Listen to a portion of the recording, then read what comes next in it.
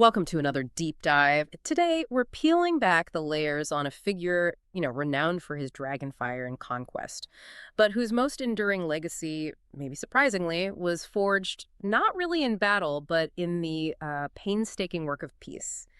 We're going deep into the pretty extraordinary reign of King Aegon the Targaryen, the Conqueror. Our mission today is to look beyond those legendary battles and really understand how Aegon managed to transform a, well, fragmented continent into a unified realm. What kind of surprising strategies did he use? What were the roles played by those closest to him? We're drawing from some really rich historical accounts to give you, our listener, a shortcut to being truly well-informed about this foundational time in Westeros. Yeah, and what's really fascinating here is that shift in the narrative, isn't it? From Aegon, the warrior who, let's be honest, brutally forged the Iron Throne. Right, with fire and blood. Exactly. To Aegon, the pragmatic king, who then tried to make that very same throne a seat of justice for everyone in Westeros. So this deep dive will explore his deliberate efforts, sometimes quite counterintuitive, to move from conquest to consolidation, setting precedents that, well, they echoed for centuries. It is quite remarkable how a conqueror's greatest achievements could arguably be found in the peace he built afterwards. How did he manage that huge shift from unifying by force to unifying through, policy? Well, at the heart of his post-conquest strategy was this pretty radical idea for the time. Yeah. Reconciliation. Reconciliation after conquering them. Exactly. It wasn't enough just to win the battles. Aegon seemed to understand that real, lasting power meant integrating all these diverse cultures, even former enemies, into one single realm under him. That laid the groundwork for a peace that lasted, well, quite a long time. Okay, so reconciliation. That's the big vision. How did he practically make that happen? How do you foster loyalty among people you just conquered? You can't just rule by fear forever, right? Precisely. And one really crucial strategy was inclusion, right in his court and his early councils. Inclusion? How so? He actually encouraged his former foes, well, specifically their younger sons and daughters, to come to King's Landing. Boys would serve as pages, cupbearers, squires, girls as handmaidens to his queens, Visenya and Rhaenys. Ah, get them young, basically. Kind of. Yeah. The brilliance was they'd see royal justice firsthand, they'd mingle with kids from other regions, and slowly they'd start to see themselves not just as, say, Westermen or Northmen, but as loyal subjects of this one big realm. That's clever. And building on that, I also saw mention of marriage alliances being really important. Were those a big part of it? Oh, absolutely pivotal. The Targaryens, especially the queens, brokered a lot of strategic marriages. Like who? Well, think about young Ronald Arryn marrying a daughter of Torrhen Stark, the king who knelt. Or Lorne Lannister's son marrying a red wine girl from the Reach. Wow, connecting the far corners. Exactly. And Queen Visenya, she even arranged a double wedding between House Blackwood and House Bracken, these ancient rivals. Really? After centuries of fighting? Yep. Using marriage to try and finally seal a lasting peace between them. It wasn't just politics. It was like knitting the social fabric of Westeros together, trying to make the Seven Kingdoms truly one. That makes sense. And it wasn't just the High Lords. There's that story about Queen Rhaenys personally arranging a marriage for a Rowan girl who was pregnant by a scullion. Really? A queen getting involved in that? Yes, she found the girl a husband and arranged fostering for the child. It shows this broader commitment to stability right down to the small folk level. Okay, now what's really striking here is how much power Aegon seems to have shared with his sister queens, Visenya and Rhaenys. They weren't just figureheads, were they? Not at all. Not even close. Apart from maybe Alysanne later on, no other queens really wielded as much direct policy influence. Aegon usually took one queen with him when he traveled, and the other often stayed behind, actually ruling from the Iron Throne. Ruling, like making decisions. Absolutely. Their individual contributions were huge, and they had very, very different personalities and approaches. Tell us more about that, their distinct roles, their personalities. Yeah. It paints such a picture of this power trio. Okay, so Queen Rhaenys, she was really let's say, the public relations arm of the operation. How so? She was a huge patron of bards and singers. Now, some people, including her sister Visenya, apparently thought this was a bit frivolous, but it was incredibly shrewd. These singers composed and performed songs praising House Targaryen all across the realm. It was basically building this massive positive image, making Aegon a hero king in the eyes of the small folk. Ah, winning hearts and minds through song. Pretty much. And Rhaenys also had this special interest in the common people, especially women and children. There's one really memorable story about a man who'd beaten his wife to death for adultery. Grim. Very. Now, the existing law allowed a husband to chastise his wife. Right. But Rhaenys, after consulting maesters and septons, she decreed this new rule of six. Rule of six? Yeah. Only 6 blows were lawful, 1 for each face of the 7, you see. Anything more was an offense against the gods and the crown and this husband. He was then given 94 blows by the dead woman's brothers. Wow. So respecting custom, but tweaking it towards a different kind of justice. Exactly. A very nuanced approach. Okay, so that was Rhaenys. What about Visenya? Queen Visenya. Well, she was the opposite in many ways. Stern, unforgiving, a warrior through and through, fiercely pragmatic, and incredibly protective of Aegon. Okay. There's this incredibly vivid anecdote. Aegon, maybe getting a bit comfortable on the throne, refused to wear mail armor. Uh-oh. So Visenya just drew her Valyrian steel sword, Dark Sister, and slashed his cheek. She cut the king. Yep. And told him basically, your guards are useless. I could have killed you. You need better protection. That is dramatic. Yeah. And kind of terrifying. Absolutely. But that moment, that very dramatic, violent moment, it led directly to the creation of one of the most iconic institutions in the whole realm, didn't it? The Kingsguard. The Kingsguard. It was Visenya's idea, her creation. This brotherhood of 7 knights, sworn to protect the king, wearing the white cloak. Right. Vows like the Night's Watch. Exactly.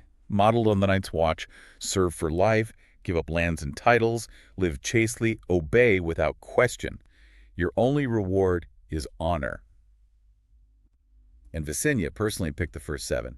Knights known for skill, loyalty, devotion. Names we still know, like Corlys Velaryon.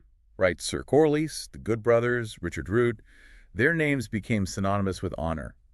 And the sources say at least 2 of them did die protecting Aegon. So it wasn't just about bodyguards, it was creating this symbol of royal authority and protection. Precisely, a fundamental shift. The crown protected by this inviolable, dedicated brotherhood. Okay, so while his formidable queens are influencing things back in the capital or sometimes ruling from the throne, Aegon himself wasn't just sitting there. You mentioned he traveled. He spent, what, half his time on these royal progresses? Yeah, a huge amount of his reign.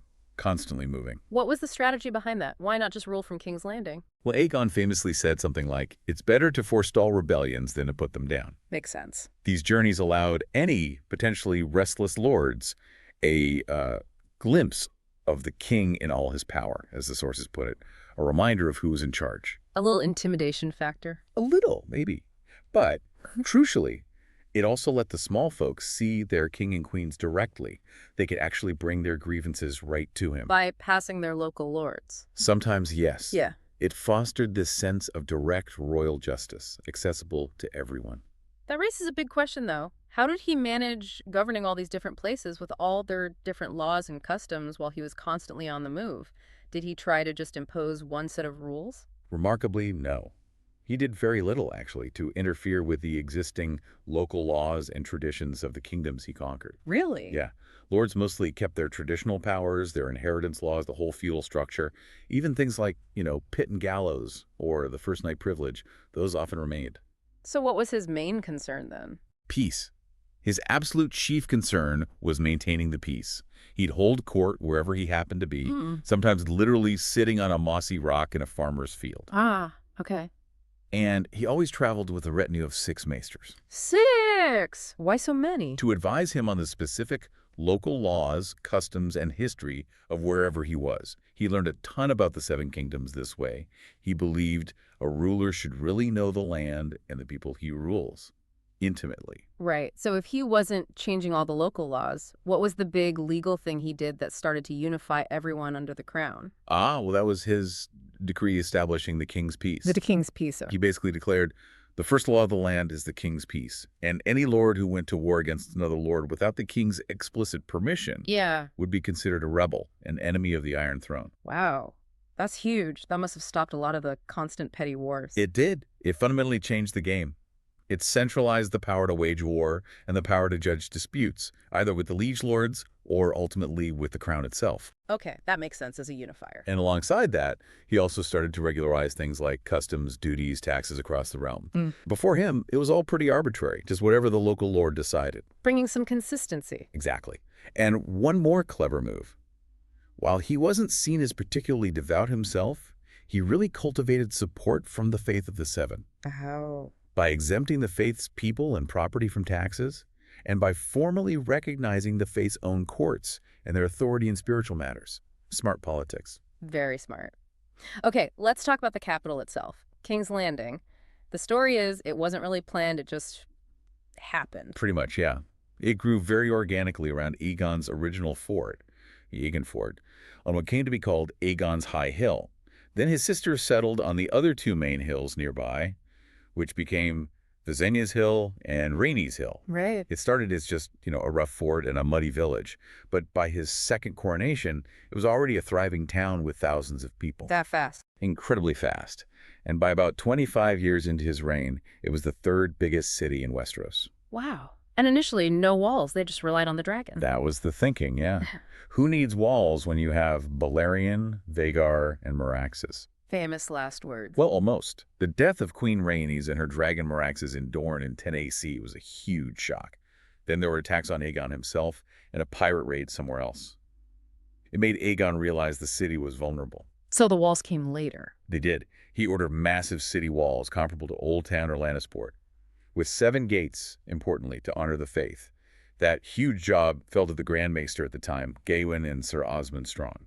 Okay, so beyond the physical city, Aegon also started setting up the actual machinery of government, right? Creating official roles. He did, yeah. He formalized some key advisory positions that became absolute cornerstones of Targaryen rule later on. Like the Hand of the King. Exactly. The Hand of the King office was properly established. His rumored half-brother, Orys Baratheon, was one of the first, though Orys famously resigned after losing his sword hand in Dorne. Right, saying the king's hand should have a hand. That's the one. After him came others like Edmund Tully, Alton Celtigar, Sir Osmond Strong. And the Grand Maester. That was his creation, too. Yes, the office of Grand Maester, created around 5 AC. He specifically asked the Citadel in Old Town to send their wisest maester to advise him personally, bringing that scholarly expertise right into the heart of the government. The first couple didn't last long, but then Grand Maester Gawain held the post for a good while. So maybe not the full small council we see later, but the beginnings were there. Definitely the beginnings. Aegon was constantly consulting with his Grand Maesters, his Masters of Coin, the High Septon, his Hand, and of course always his queens, building that framework for royal governance. So when we step back and look at Aegon the More, what does all this mean for understanding leadership, building a stable realm, maybe even lessons for later times? Well, when you assess Aegon and Arya, you have to look beyond just the Conqueror label, right? If you consider his legacy just based on the laws, the institutions, the actual improvements he put in place, his name really belongs way up there, near the top of any list of great rulers. He wasn't just a conqueror. He was clearly this pragmatic, very adaptable leader who understood, maybe better than most, that lasting power needs more than just dragons and swords. It needs smart strategies for integration, for justice, for effective administration. That's a powerful thought to leave you with, dear listener, something to definitely mull over. Yeah, think about how Aegon's approach, it was so multifaceted, wasn't it? Integrating enemies, balancing local freedom with central peacekeeping, using the different talents of people like his queens and the maesters. It really offers some enduring lessons, I think, about how you unify diverse groups and build long-term stability in any really complex system. So maybe the question for you is, what balance between that central control and local flexibility do you think works best? How do you actually achieve peace and prosperity in a big, diverse realm? Something to think about.